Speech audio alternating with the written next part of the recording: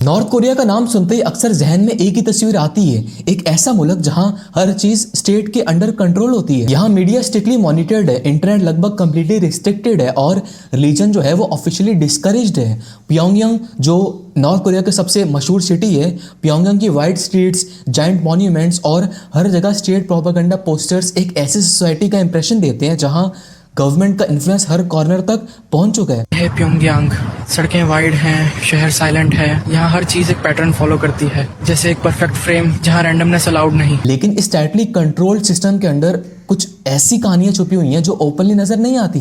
ये कहानियां उन छोटी कम्युनिटीज की होती हैं जो क्वाइटली अपने बिलीव्स और ट्रेडिशंस को मेंटेन करने की कोशिश करती हैं, और इनमें से एक रियली डिस्कस टॉपिक है मुस्लिम्स इन नॉर्थ कोरिया। अगर आप ग्लोबल मुस्लिम पॉपुलेशन का मैप देखें तो मिडिल ईस्ट, साउथ एशिया और साउथ ईस्ट एशिया सबसे प्रोमिनेंट नजर आते हैं। कोरियन पेनिनसुला पर इस्लाम का मेंशन बहुत कम मिलता है और नॉर्थ कोरिया के बारे में तो ऑलमोस्ट कभी सुनने को नहीं मिलता कि वहां पर मुस्लिम्स भी रहते हैं। फिर भी कुछ हिस्टोरिकल रिकॉर्ड्स और डिप्लोमेटिक ऑब्जर्वेशंस ये सजेस्ट करती हैं कि नॉर्थ कोरिया में मुस्लिम प्रेजेंस जो है वो कंप्लीटली एब्सेंट नहीं है। ये प्रेजेंस एक्सट्रीमली स्मॉल है, हाईली रिस्ट्रिक्टेड है और ऑलमोस्ट आउटसाइडर्स की नजर में हिडन रहती है। इमेजिन करो, प्योंगयांग की एक क्वाइट स्ट्रीट, शाम का वक्त है, गवर्नमेंट बिल्डिंग्स के लाइट्स ऑन है, एक फॉरेन डिप्लोमेट अपनी एम्बेसी की कार से गुजरते हैं। अब उसके लिए सिटी एक नॉर्मल कैपिटल लग सकती है, लेकिन इसी सिटी के अंदर कुछ फॉरेन वर्कर्स और डिप्लोमेट्स अपनी प्राइवेट गैदरिंग्स में रिलीजियस प्रैक्टिसेस क्वाइटली परफॉर्म करते हैं। नॉर्थ कोरिया के स्ट्रिक्ट इन्वायरमेंट में रिलीजियस आइडेंटिटी ओपनली एक्सप्रेस करना ऑलमोस्ट इम्पॉसिबल है।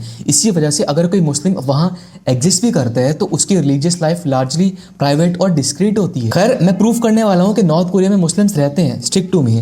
इस स्टोरी को समझने के लिए हिस्ट्री, डिप्लोमेसी और नॉर्थ कोरियन पॉलिटिकल सिस्टम को डिटेल में एक्सप्लोर करना बहुत ज्यादा जरूरी है। देखो, इस्लाम का कोरिया के साथ कनेक्शन सरप्राइजिंगली बहुत पुराना है। हिस्टोरिकल रिकॉर्ड्स शो करते हैं कि मुस्लिम ट्रेडर्स और डिप्लोमेट्स कोरियन पेनिनसुला तक सेंचुरीज पहले पहुंच चुके थे। 9th और 10th सेंचुरी के कुछ अरेबिक ट्रैवल रिकॉर्ड्स में ईस्ट एशिया के पोर्ट्स का मेंशन मिलता है। अब्बासिड कैलिफेट के टाइम पर मुस्लिम मर्चेंट्स सिल्क रोड और मैरीटाइम ट्रेड रूट्स के जरिए चाइना और कोरिया तक ट्रैवल करते थे। लेकिन मॉडर्न कोरियन मुस्लिम कम्युनिटी का रियल डेवलपमेंट 20th सेंचुरी में हुआ। कोरियन वॉर के बाद साउथ कोरिया में तुर्किश सोल्जर्स ने टेम्पररी मॉस्क स्टैब्लिश की। हाँ, उन्हीं इंटरेक्शन से कोरियन मुस्लिम्स की एक स्मॉल कम्युनिटी भी डेवलप हो गई। अब नॉर्थ कोरिया में सिचुएशन बिल्कुल डिफरेंट थी।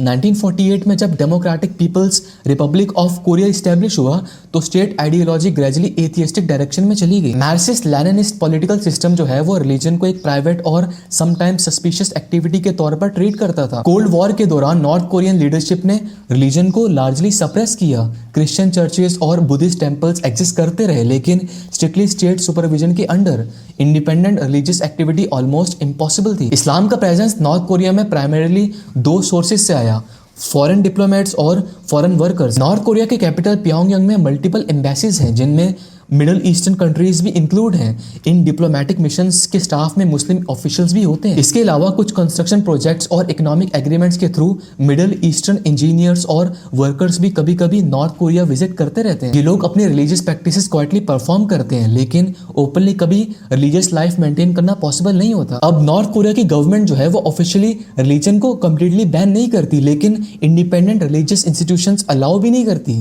ये कंट्रोल टॉलरेंस का मॉडल है जहां स्टेट अप्रूवल के बिना रिलीजियस गैदरिंग्स इलीगल हो सकती हैं। अब नॉर्थ कोरिया का पॉलिटिकल सिस्टम आइडियोलॉजी पर बहुत ज्यादा डिपेंड करते हैं। स्टेट फिलॉसफी ज्यूश और सोंगन डॉक्ट्राइन्स पर बेस्ड है।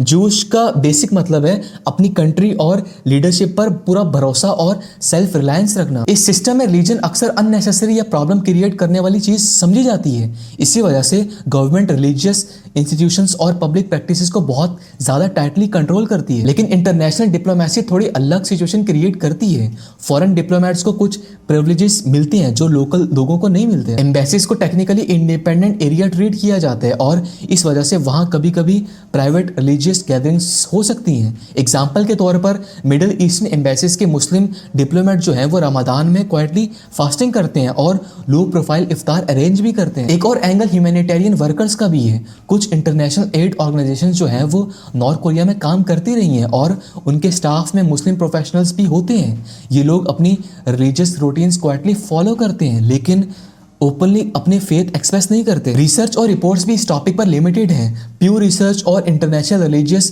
फ्रीडम रिपोर्ट्स भी कहती हैं कि नॉर्थ कोरिया दुनिया के सबसे रिस्ट्रिक्टिव कंट्रीज में से एक है जहां इंडिपेंडेंट रिलीजियस प्रैक्टिस बहुत ज़्यादा मुश्किल है। इसीलिए अगर वहां मुस्लिम एग्जिस्ट भी करते हैं, उनकी religious life mostly private spaces तक ही लिमिटेड रहती है और पब्लिक या social religious practices almost impossible है। अब अगर कुछ रियल लाइफ एग्जांपल्स की बात करें तो नॉर्थ कोरिया में ओपनली फंक्शनिंग मस्जिद का कोई कंफर्म रिकॉर्ड तो नहीं है, लेकिन नॉर्थ कोरिया का जो कैपिटल है प्योंगयांग, वहाँ पर मिडिल ईस्टर्न डिप्लोमेट्स ने मॉस्क बनाने का आइडिया दिया था, लेकिन वो कभी कंप्लीट नहीं हो सका। 2000 में फॉरेन जर्नलिस्ट ने देखा कि embassy staff Ramadan quietly observe कर रहे थे, लेकिन सिर्फ एम्बेसी कंपाउंड्स के अंदर। एक फॉर्मर ह्यूमैनिटेरियन वर्कर ने बताया कि मुस्लिम स्टाफ अपनी डेली प्रेयर्स अपने रूम्स में क्वाइटली करते हैं, छोटी प्रेयर मैट्स और स्केड्यूल एडजस्ट करके। और तो और वहाँ पर खाना खाना भी खासकर मुस्लिम्स के लिए बहुत ज़्यादा चैलेंजिंग होते हैं। हाँ, फूड भी चैलेंज होता है क्योंकि हलाल मेंटेन करना मुश्किल है, इसीलिए कुछ डिप्लोमेट्स अपना फूड इंपोर्ट करते हैं या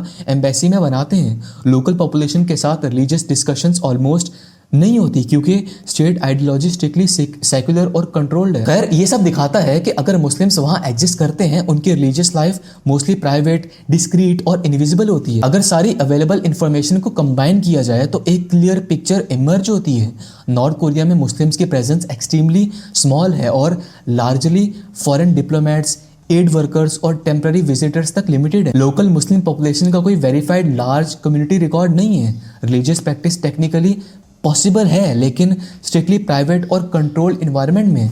पब्लिक मॉस्क्स, इस्लामिक स्कूल्स या लार्ज रिलीजियस गैदरिंग्स का एक सिस्टम एग्जिस्ट नहीं करता वहाँ पर। नॉर्थ कोरिया का पॉलिटिकल स्ट्रक्चर आइडियोलॉजी और स्टेट लॉयल्टी पर बेस्ड है, इसी वजह से इंडिपेंडेंट रिलीजियस लाइफ को रिस्ट्रिक्ट किया जाता है। इस सिचुएशन की वजह से मुस्लिम्स और एक्चुअली ऑलमोस्ट सब रिलीजियस ग्रुप्स जो हैं वहाँ क्वाइटली और प्राइवेटली अपने बिलीव्स मेंटेन करते हैं, लेकिन जो नॉर्थ कोरिया से भागे हैं उन्होंने भी बताया है कि वहाँ पर कुछ रिलीजियस प्रैक्टिसेस जो हैं वो फॉलो होती हैं छुप छुपा कर, लेकिन लोग करते हैं। ये रियलिटी नॉर्थ कोरिया को दुनिया के सबसे ज़्यादा यूनिक रिलीजियस इन्वायरमेंट्स में से एक बना देती है। एंड में मैं यही कहूँगा कि जब हम नॉर्थ कोरिया जैसे क्लोज सोसाइटीज़ के बारे में बात करते हैं तो अक्सर इमेजिनेशन और स्पेकुलेशन रियलिटी से ज़्यादा स्ट्रांग हो जाती है, लेकिन अवेलेबल फैक्ट्स एक चीज़ क्लियरली शो करते हैं।